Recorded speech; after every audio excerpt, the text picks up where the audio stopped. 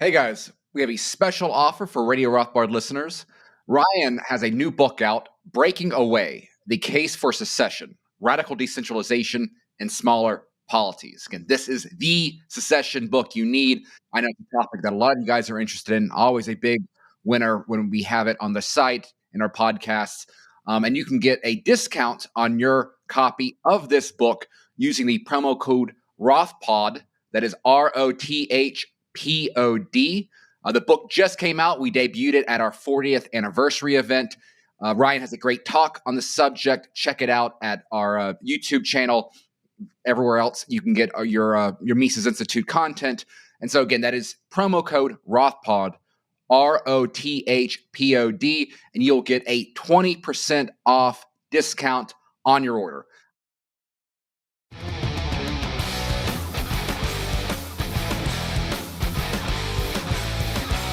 Welcome back to Radio Rothbard. Tho Bishop here, joined as always by Ryan McMaken. And coming up soon, we have one of the most important contests in modern history. I speak, of course, of the Georgia-Tennessee game, pitting my Bulldogs against our own Bill Anderson, national champion Bill Anderson. He was honored last week at the Tennessee Volunteers game, their homecoming game for his track exploits back in the 70s. So congratulations, Bill, on that. But after this Saturday's 1-versus-1 kickoff, we do have the midterms coming up. This is a very interesting time. There's the projections of a red wave building. It's interesting watching some of the more traditional polling outfits kind of constantly sort of tweaking their projections into where some of the more online conservative Zoomers have been projecting for a few weeks now. And so, Ryan, I must ask, since Colorado now appears to be more of a swing state these days than my own Florida, how tired are you of campaign season, and how much has it affected your day-to-day life? Well, I get all the YouTube ads, and they're all pro-Democrat, because I guess just because the part of the state I live in, so they assume I must be a Jared Polis supporter. But the fun part is just with my kids, who also see these YouTube ads. And so my second son, he likes to just quote the ads, which he finds amusing. So I'm constantly hearing slogans. I don't know. He's like really kind of gotten into the whole like the tenor of political sloganeering. We drove by a house yesterday that had an American flag out front, and he says, "That guy has the right idea." I assume he meant it ironically. It's a red flag. But yeah, I said, you should start writing this propaganda because you seem to have a gift for it. But I guess that's what he's learning from these YouTube ads. But of course, I don't really talk about it, right? I mean, I don't know if candidate X is, quote, only out for himself, unquote. But of course, I want the people who ran the state during COVID to be thrown out of power. And so that, of course, definitely means throwing the Democrats out in this case. So that would be fine by me. The only race that looks particularly close here is the Senate race, and that's not even very close. It seems like a solid, lean Democrat for Michael Bennet, who, of course, has no qualifications. He was appointed to the position after maybe it was Ben Nighthorse Campbell resigned. No, that was too long ago. I don't remember. Some senator resigned, and so the governor, who was a Dem at the time, appointed Michael Bennet, whose parents were just like these wealthy donors or something like that. So it's not like the guy ever did anything to get into the Senate. But now he's been in there just mostly by doing nothing controversial. So he's managed to hold on fairly well. And so he'll probably pull it out again, unless there's some sort of miracle. I guess my main hope is that the state Senate is at least flipped. Because as long as you got either the Senate, the House, or the governor's mansion in the other party's hands, then that kills most of the worst legislation, and you just don't have to worry that much. But right now, all three are controlled by the Dems. So if just one will flip over, and the Senate is the most likely to do that, I'll be much, much happier. There is a chance that that could happen, but not a huge chance. But we'll see. I'm hoping that just the hatred for Joe Biden will carry that through. But Ryan, I've heard from our friends at some recent magazine circles, and I think even Justin Amash, that Governor Jared Polis is one of the reasonable, smart Democrats. You're suggesting that Colorado is not a libertarian paradise under his leadership? Well, Polis isn't the worst. I mean, yeah, he's not Gavin Newsom, and comparisons between Colorado and California are inappropriate. I mean, it's not like that place. And Polis actually, before COVID and all of that stuff, was stood against his own party to veto legislation that was going to basically mandate a bunch of vaccines and stuff in order to go to school. And Polis was against that stuff and was actually much better than the average Democrat on a lot of those things. And so, yeah, things could have been quite a bit worse if Polis had been a more doctrinaire New York type Democrat, which fortunately he isn't, but that hardly makes him a great laissez-faire champion or anything like that. So, yeah, silly that stuff coming out of Reason and the Washington Beltway type libertarians talking about what a great libertarian Polis is. Polis is very masterful as a politician, though. He very early abandoned the whole statewide lockdown, statewide mask mandate thing because he knew that would be a problem for him to get reelected. So he was one of the first to just start washing his hands and saying, oh, yeah, well, if you want mask mandates, you got to do it at the local level. So now he's got this whole thing of like plausible deniability of, hey, I haven't supported mask mandates for like 18 months. That was so long ago. Why are you even bringing that up? So he's managed that situation quite well, and so he'll probably get reelected. Well, and Colorado is kind of interesting as well. I don't expect that Senate seat to be particularly competitive. I think Bennett right now is polling around 7%, give or take. It is, I think, the start of the post-November 8 Civil War within the GOP, because a few weeks ago, Governor Ron DeSantis started doing robocalls for Joe O'Dea, who won the nomination as kind of the pragmatic, non-Trumpy candidate against the more MAGA guy. I can't remember his name in the primary.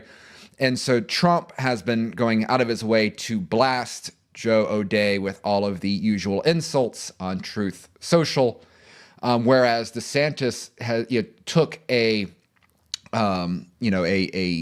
outward campaign role. He hasn't done a rally there, but again, he's done an auto call sort of propaganda thing, and I think this is kind of the start of this kind of Trump versus DeSantis post midterm rivalry. There's actually a rally going down in South Florida this coming weekend that DeSantis was not invited to in support of Marco Rubio. And so I think this is, again, in many ways, Colorado is the start of this critical civil war. But if we look broadly at the map, it is, again, very interesting to see. Obviously, from a historical perspective, we understand that midterms typically work against the incumbent party. The one exception in recent history was 2002, which was peak war propaganda time, where you had Vietnam veterans thrown out of office for being unpatriotic, in spite of losing limbs and out in military service, having their courage called out by people who had never, who had very strong opinions on war without serving. But of course, now not only do you have that natural midterm kind of blowback on people in power, but if you think about, and polling has increasingly showed, outside of, for perhaps a period there where post Roe v. Wade politics, perhaps gave something of a bump measured in polls on the abortion question, the staples of, the economy, inflation, classic, it's the economy stupid style issues, coupled with crime issues, particularly with New York. That rate, some of the state races there are unusually close for a solid blue state. And then I know particularly with Arizona and some of the more border adjacent states, illegal immigration, which kind of is coupled to that crime issue, is big. So again, historically, I mean, this is kind of two separate but complementary forces that could lead to something that is very momentous here, a big a big rejection of kind of where people view the country is going. And do you get that sense talking to people outside of our orbit, that maybe people who otherwise are not overly political kind of at the very least have that sort of underlying sense that something here is not quite right? No, not really, because I just don't think people follow it closely enough, at least the people I talk to outside of our orbits, where I think a lot of that is hidden. You really do see two groups, though. Whether they recognize that there's big trouble brewing, I don't know. They just seem to have their own opinions, and the other guy's stupid. So there are definitely the Trump supporting types.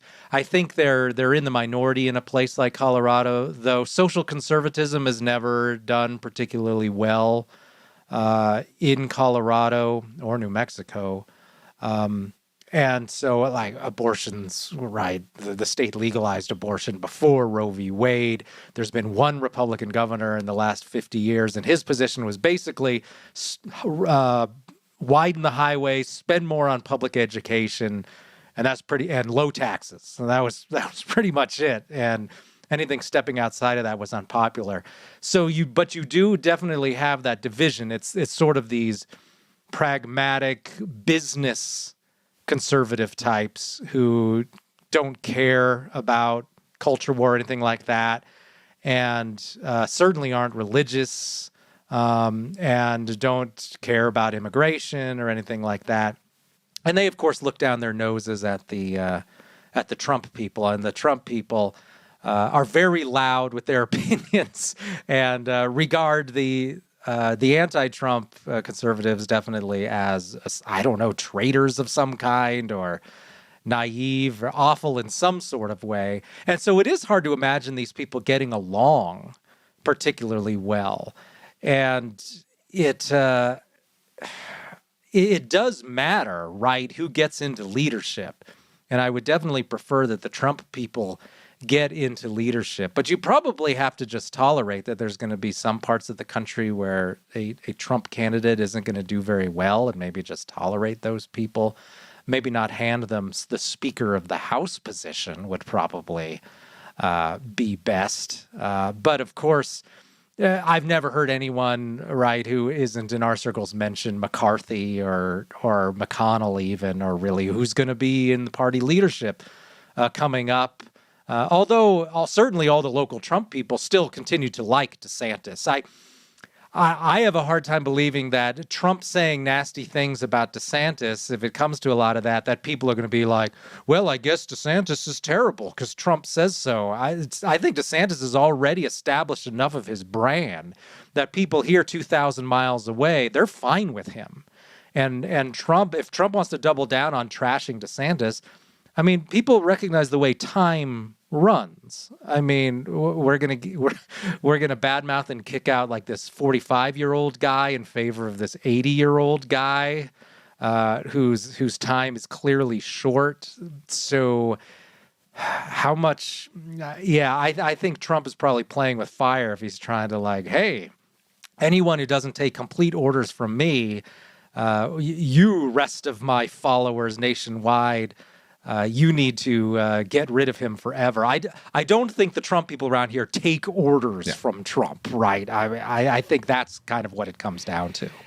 And I think this is an aspect that's always been kind of underestimated about, there's oversimplification of what the Trump movement really was, where we it's kind of commonly referred to, as a personality cult and things like that. And there's definitely an aspect, there's an element of kind of the MAGA base that, would travel around the country is just kind of being like, groupies for these rallies. And I've met some of them, like they're not bad people, but like, they are kind of the full on nobody but Trump. But the majority of, I think, that wasn't what gave Trump the nomination. The majority were people who generally were fed up with the Mitch McConnells, who were fed up with the Mitt Romneys, who were disappointed with didn't see anything come out of like the Tea Party movement, right? And so even someone like Ted Cruz, who, spent years kind of positioning himself nationally as being kind of that anti-establishment figure. Well, it's kind of like, well, what actually have you done for us, Ted?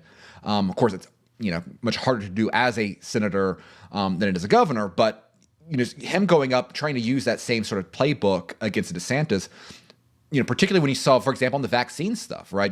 Trump went out there trumpeting making the vaccine one of the big highlights of his administration, and yet the Trump base wasn't going along with him. That kind of shows that there is a bit more of an independent nature within it. And I do think that if Trump tries to use the little Marco, low energy Bush style narrative against DeSantis, where people see, everyone's wanted to vacation in Florida over the last several years. His record of accomplishment is, if you are interested in, right-wing politics, DeSantis has delivered more than any other governor out there. I do not think it's going to work. And it will be interesting to see, again, I'm not necessarily, if you told me that Trump could beat DeSantis in the Republican primary, I wouldn't necessarily argue with you. I think that will be a serious battle one way or another. But it is kind of the start of, I think, the more interesting aspect of modern Republican politics, which ultimately, right, we don't really care about the parties themselves. We care about the realignment of power. We care about changing within power structures of the regime to try to make the regime less dangerous to people that think like us, right? And so, what really is interesting about the midterms, it's not so much, is Kevin McCarthy going to be Speaker of the House? Are the Republicans going to take the Senate for the sake of having the Senate? Obviously, there is an advantage to not having, one party rule from the White House, Senate seat, Congress, right? So, breaking up the Biden power structure that can at least get some stuff done through 50 votes with spending bills and things like that we've seen him do. That's important. But what's far more interesting to me is, in particular, the Senate dynamic here. Can we see an actual challenge to Mitch McConnell, who, is not on good terms with Trump after kind of owning his presidency this first 4 years. I saw a couple of weeks, I think last week, Donald Trump was insulting Mitch McConnell's wife, which is funny since he put her in the cabinet. And so that kind of leads to, I think the sexiest sort of contest out there, have been directed towards the Senate races out there. And you kind of have this kind of interesting grab bag of races. You have, I think, in many ways, the sort of traditional sort of political dynamic within Pennsylvania, where you have, while Oz, Dr. Oz is, he's got that reality show aspect, like Barack Obama, a Oprah product, right? Running against, John Fetterman, who is politically kind of from the Bernie Sanders wing of the Democratic Party, but far more, what has overshadowed that obviously is his, he makes Biden look articulate on the stump these days after his stroke. I don't want to overly, mock someone who is suffering from real difficulties, but you do basically get to this dynamic where what does your average Pennsylvania voter, want less representing them in DC?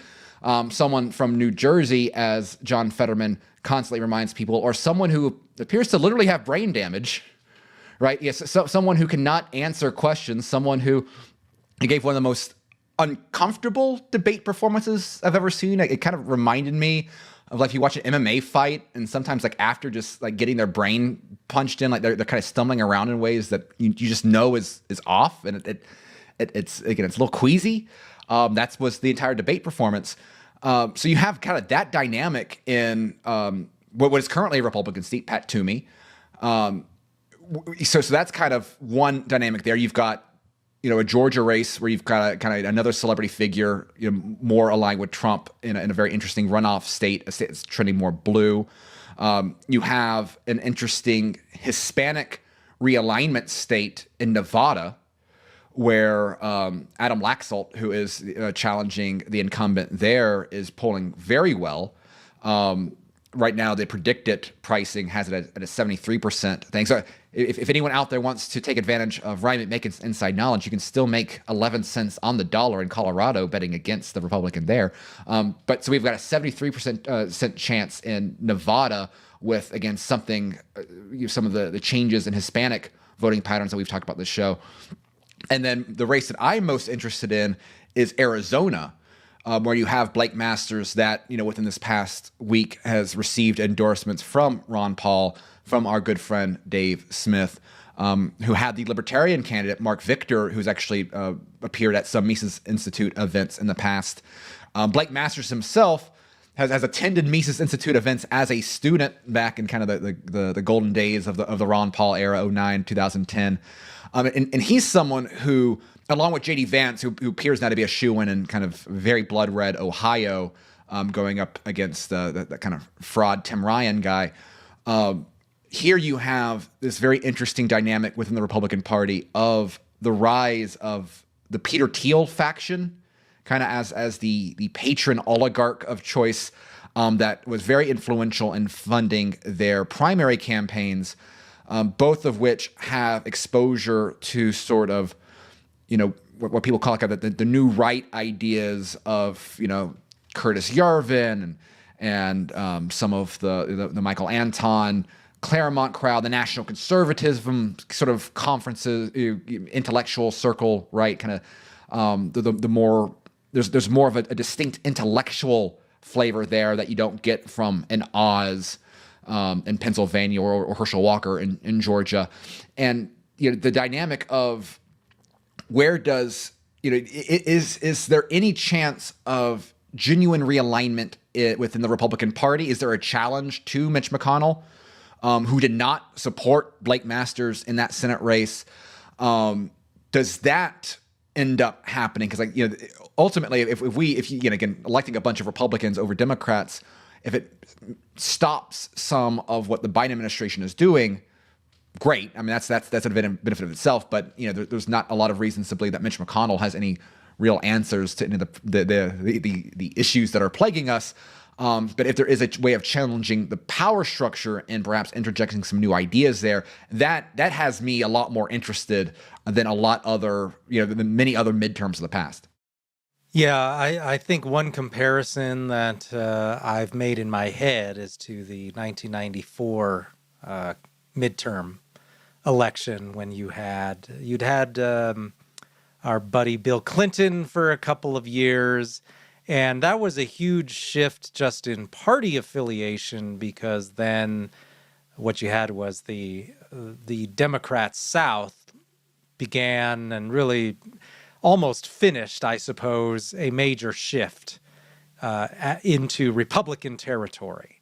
And so suddenly all of these congressional seats that had been Democrat were Republican. And so what had been solid Democrat majorities in Congress most of the time, almost continuously in the House, they became Republican majorities all of a sudden. Now, that had an effect on Clinton in the fact that he was more than willing to pass some of the party's legislation.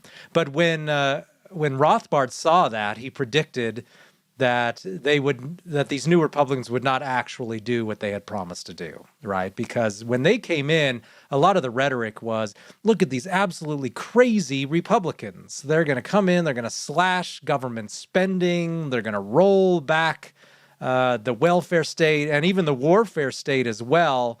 They're going to even rein in just a few years earlier, there'd been a lot of talk about federal agents as quote unquote jackbooted thugs, unquote. There was dissatisfaction with the FBI. And supposedly these new radical Republicans were going to come in and change all of that.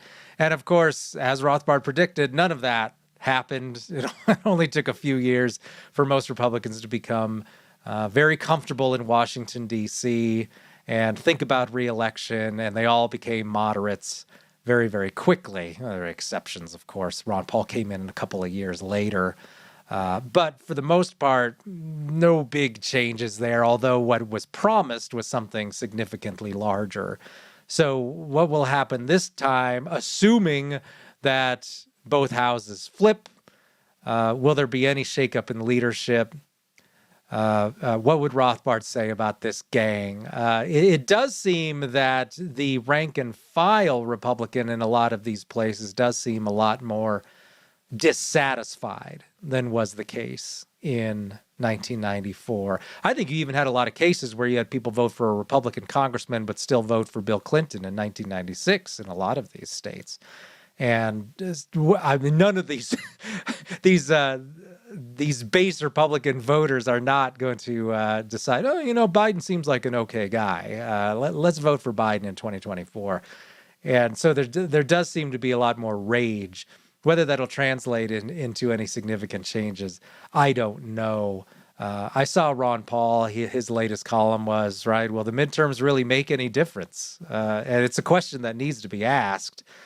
And I think it will get some good people in there who maybe could exercise some real power. And of course, if they are in charge, I would love to see investigations of people like Fauci and just lots of, even if it's just grandstanding and partisan hackery, if it leads to a bunch of headaches for the deep state types, for the permanent government, for just the year in, year out bureaucracy types, that's great, right? Make their lives miserable, even if it's just for partisan advantage because so-and-so senator wants to get on TV. Fine, whatever. There's no such thing as quote unquote doing the people's business in Congress. Like people pretend we can all get together and do what everybody knows is right. That doesn't exist. There's no such thing. So the primary purpose of getting these people in here is to just take a wrecking ball to whatever they can. If that's accidental, if it's just for personal gain, fine.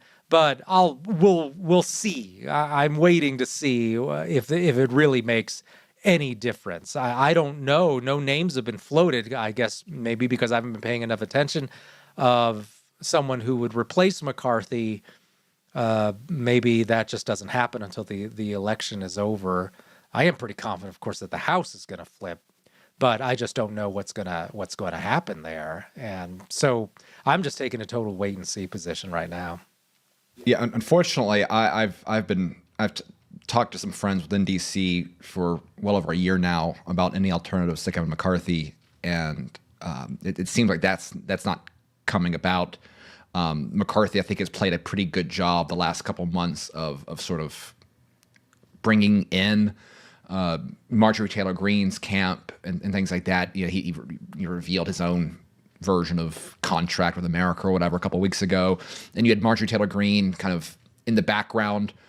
Which was, it was his endorsement of her, but also kind of demonstrating, kumbaya sort of unity there. We'll see how that plays out.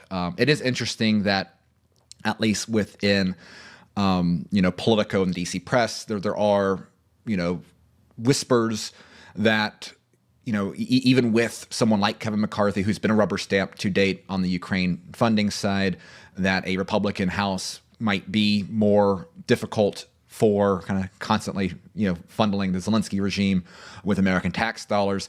One person who is not on board with the Unity campaign, I saw him last week, was Congressman Matt Gaetz, who, if you see him only on cable news talking points, like it'd be very easy to kind of confuse him as kind of being like a conservative AOC sort of cable news friendly sort of, more sizzled and steak, but he's actually remarkably substantive. And he said that he has no trust in McCarthy as leadership. He'd much rather see someone like a Jim Jordan in that role. I don't think Jordan's going to take up that mantle this time. But he flat out said, like, the three things that he wants to prioritize is kind of work requirements and social safety net programs, which seems to be the very bare minimum we could ask for at this point, but hey, it's better than nothing. Two was going to complete moratorium on foreign aid entirely, which, was nice kind of hearing that from a prominent Republican and not simply someone from the Ron Paul wing. And three was just nonstop investigations. And, I think that, we were already kind of seeing it with the COVID stuff, right? Like, oh, we need an amnesty. We want to move on. and even you get this in some Republican circles, right? The concern that, oh, well, if we just do investigations, is that going to prevent us from any sort of positive change that we can have through the legislation, which is overly idealistic, I think, in its own right. But more importantly, the biggest reform you could have is, locking some of these guys up. Making these tyrannical monsters actually pay a personal price is going to do far more than passing legislation, right, for this sort of stuff. So we'll see if there's any follow through there. What's also worthwhile though is that while again it's kind of more of the size of the red wave in the House than whether it happens. Even mainstream outlets are increasingly showing a Senate turning red. Again, Blake Masters, in my opinion, is the most important seat in that. And again, it's to the point where if you get a Republican House and a Republican Senate, but if Blake Masters doesn't win that seat, then to me it's a majorly disappointing night. In spite of my clear dislike for the Biden regime itself, if there's any chance of someone actually being able to change some of the ideology, actually kind of being able to think outside the box and actually create some solutions, I think it is Blake there. Apparently he not only, according to him, he not only had was a libertarian with a girlfriend in high school, but was carrying around human action at the same time. If that's not a natural elite, I don't know what is. But more importantly is I think the Senate races out there.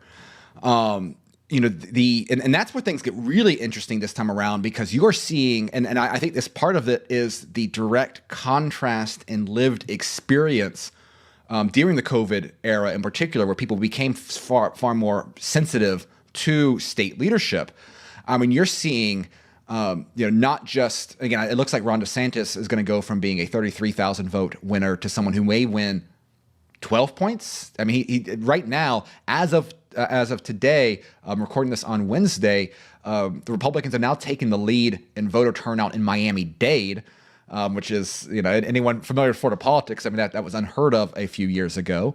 But we're seeing New York being Democrats pumping money into the New York governor's race there, with crime and the economy being the major factors there. Turns out even New York voters care more about that than 2020. Surprise, surprise.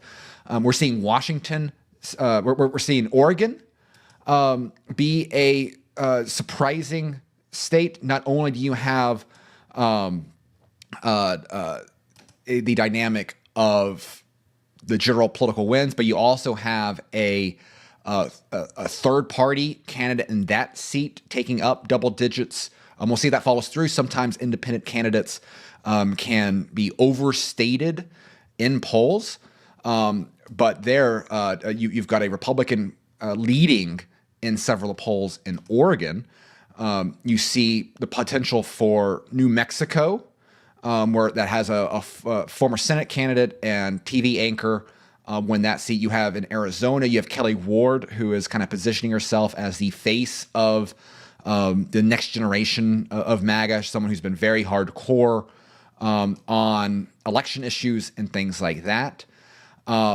This governor's map, I think, is in many ways even more interesting. And meanwhile, you have Texas and Georgia and some of these states that had kind of propped up, Democrat celebrities, right? When you think of Stacey Abrams, you think of Beto O'Rourke. These are not having any traction at all. They seem to be underperforming their past state runs. Beto ran for Senate. Stacey Abrams, prior to starring on Star Trek, had a very contested race back in 2018. They look to be underperforming their past state races. And again, I think that is a far more interesting pivot, where again, it's the more positive trend, the trend we'd like to see of people taking state and local politics more seriously than the federal circus.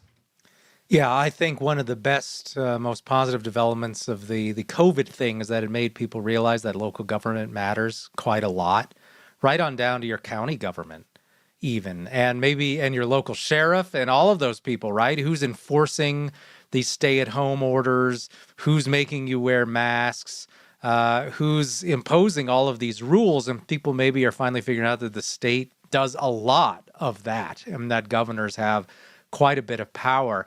I remember back when I used to teach political science, right? Students were like, wait, there's a state legislature too? I thought all rules were made in Washington, D.C. And when I worked at the state capitol, people would come and refer to their state legislators as congressmen and things like that, right? In their minds, there wasn't really a difference between Congress and the state legislature. It just didn't occupy separate space. But that's if there continues to be a movement toward any sort of anti-establishment stuff at the state level. And a lot of the best Misesian types, laissez-faire types, they're in state legislatures. You're far more likely, right, to meet someone who's a real hardcore freedom fighter sort of person in a state legislature than in Congress.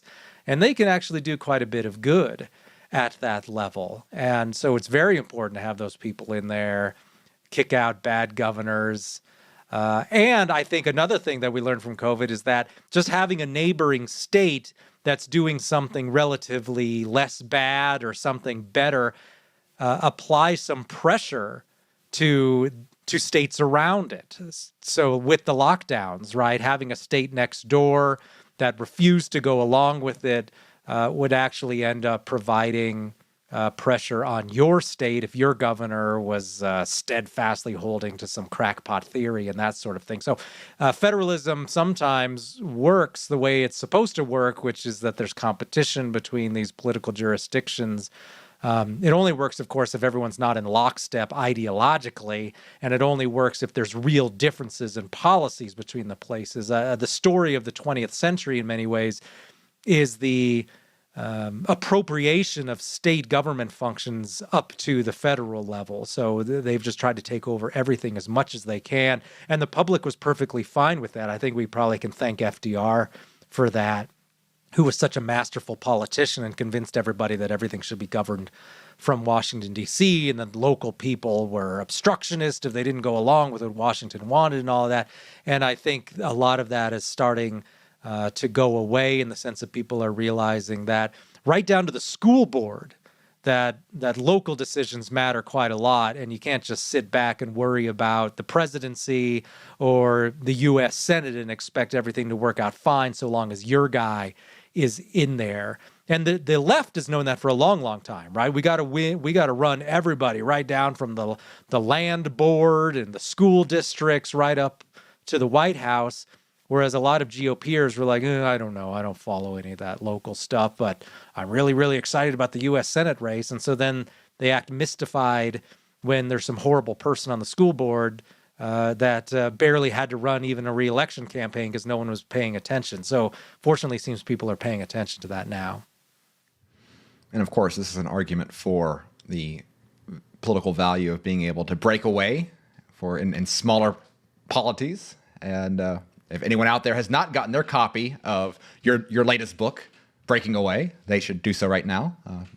Rothbard, coupon code, at the Mises bookstore. It makes a great Christmas gift. Buy it for your friends and family. But it's interesting seeing, again, I think the larger political landscape shift to this. And again, it's the more that people view, again, particularly the difference between state politics and kind of recognizing that actual solutions matter, that policy actually matters. It's going to be interesting to see the degree to which the Democrats can kind of continue their national political campaign. You saw this really play out within the Biden election, right? And this narrative has also taken over the entire apparatus of the left, which includes journalists and academics and all of that. Is that you must elect us because the other side is evil. And you've really seen them lean in. There was an ad that came out this week against Carrie Lake where you have the mother, I believe, of the police officer who died after January 6th, where the mother is blaming Carrie Lake for killing her kid because of those extremist radicals in January 6th that just refused to take the election. The entire narrative, right, is that, one party is a terrorist party and one side's a good party. And if you vote for the terrorist party, you're a bad person. This is another reason why I think while I'm not confident of any solutions coming out from the Republican Party itself, if you have just a complete shellacking, again, if you have a 53, possibly 54, imagine a 55 seat Republican Senate, which would include Washington, which has tightened up in recent weeks. If you have a gigantic, if you have Republicans pick up, 95% of toss-up seats, last year I was kind of looking at the numbers and, based off of polling performance, and Republicans swept the toss-up seats from Cook Report and some of these independent analysts, as well as several of the lean seats and even some of the kind of the solid seats last time around. If you have a similar performance within the House, if you see a massive Senate wave, and if you see not only a fortification of red states, but also picking off, maybe I would love nothing more than to see, that witch Governor Whitmer up in Michigan lose, her seat. If she doesn't lose, I'll completely lose faith in that state. I mean, if anyone should pay, Cuomo got axed for the Me Too thing. I mean, Whitmer is right up there in terms of just evil from the COVID years. But maybe a Wisconsin now, a New York governor going Republican would be a complete game changer. I'm interested to see the pivot from the left going there afterwards. I mean, are they able to course correct to something resembling, okay, well, maybe we actually need to have an economic message besides, caring about inflation as, a Nazi dog whistle, right? Are they capable of that at this point? I don't know. And again, that's what makes this current political environment. I mean, that's what makes someone like our good friend Jared Polis, if you're looking out there, if you look at the pieces of the board, the only Democrat that their entire existence essentially is not grounded in how bad their opponents are. I mean, Jared Polis might be one of the only Democrats. I know Gavin Newsom's going to try to run on some sort of California model, which, I'm good luck selling that to the rest of the state. I mean, the climate can't be extended beyond its borders. But there's just really the bench on the left of even trying to think about anything beyond Democrat, Republican bad is, almost comedically thin. Yeah, well, if you watch Jared Polis ads, you would think, boy, this guy really thinks a lot about spending money responsibly and lowering taxes and all this stuff. So that's actually sort of this fiscal responsibility message is probably the number one thing coming out of the Polis campaign.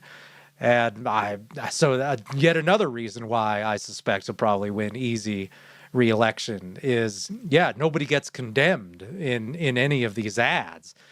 And yeah, that's certainly not what you're getting in California. But the nice thing, of course, is that finally the other side doesn't just take it all and give you the usual John McCain treatment of, well, yes, everyone in my party is a horrible racist and Nazi and terrorist, but the other side it's entirely composed of decent, good people, and we would be wrong to criticize them too heavily. That's been the playbook in Washington forever. Nothing Jacksonian about that. Has no resemblance whatsoever to good old-fashioned American 19th century politics from the Cleveland era when you didn't put up with that garbage from the other side, which wanted to ruin your life, tax you to oblivion, tell you what you could drink, and basically control your life. They didn't put up with that sort of thing. And those were the good guys in the Democratic Party back then. It was the laissez-faire guys. And why would you sit around and let other people call you Nazis and just do nothing in response? So that's probably one of the better developments that's occurred. And back to the whole local control thing, I think the whole election integrity thing is going to be key as well. As you 100%, you're going to need these local politicians, local control, because that's what the non-Dems, the anti-Dems want, is some sort of tightening up of election law, showing ID, should be paper trail only. And then, of course, that would never happen in a state where you had the Dems in control. So we'll see how much that happens and how many lawsuits there are after this election. I think that'll be another thing to watch as well, is after the election, which states are accused of ballot harvesting for shenanigans with actual counting of ballots and so on. That'll be interesting to watch. Yes, and that's what makes, I think, New York, I have no faith in them at all. I mean, they're one of the worst states out there at counting elections, counting ballots. I mean, even in the mayor's race, I feel like it took over a week for them to get the results. So I don't have a lot of faith there. I know Florida's going to, we'll have our ballots counted by 10 o'clock. which considering we're dealing with two time zones, is actually not that bad. So again, this has been our pregame political theater. We'll come back next week and kind of see what actually happened. Maybe we're entirely wrong, and there's going to be a massive fizzle out of this right-wing outrage over inflation. That will open up a can of worms in itself. We'll see how that goes. But again, remember, breaking away, get it now. You're gonna like it. Your friends are gonna like it. Your family's gonna like it. Ryan won't be a shameless peddler out there, but I have no such problems at all. Buy the book. It's gonna be great for Christmas. For Ryan McMaken, this is Tho Bishop. You've been listening to Radio Rothbard, and we'll see you next time.